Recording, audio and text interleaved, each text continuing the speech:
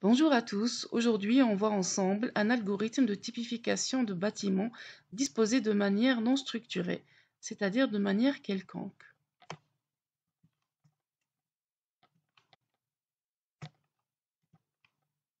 Cet algorithme se base sur une fonction de coût pour sélectionner les objets à garder.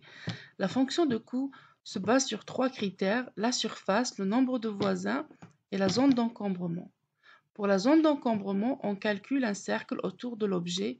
Ensuite, on soustrait de la surface de ce cercle les bâtiments s'y trouvant.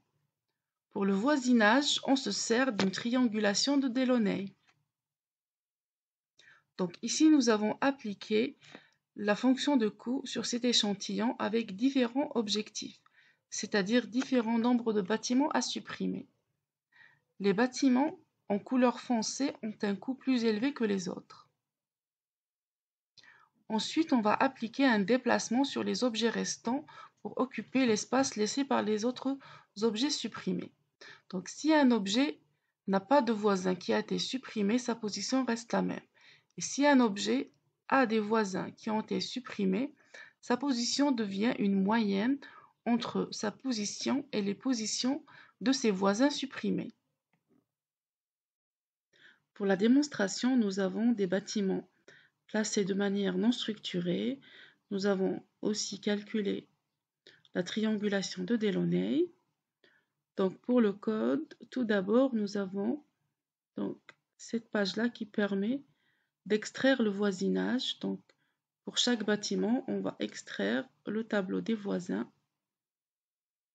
On l'exécute. Ensuite, ici, donc nous calculons la fonction de coût. Et enfin, on applique donc le déplacement. Voilà le résultat.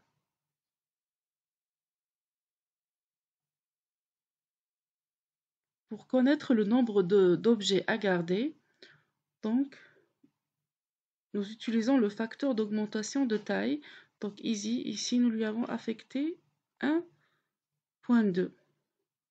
Ensuite, on divise le nombre d'objets originaux par ce facteur et on obtient donc le nombre d'objets à garder.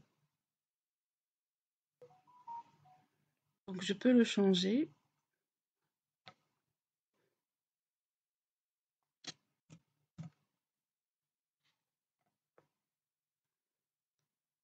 Et voilà.